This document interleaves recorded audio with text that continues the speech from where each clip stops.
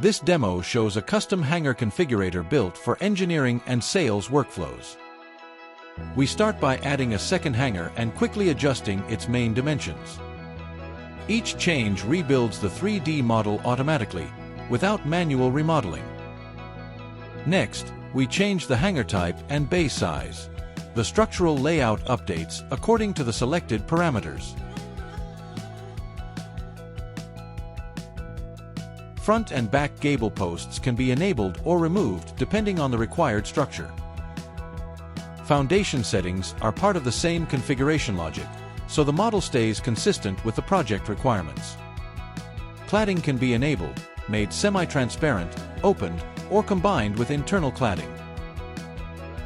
The appearance of the cladding can also be adjusted, including wall types and related options. Doors can be added, changed, and moved directly on the model. The configurator keeps each change within predefined engineering rules. We can hide the cladding at any time to check the structural frame more clearly.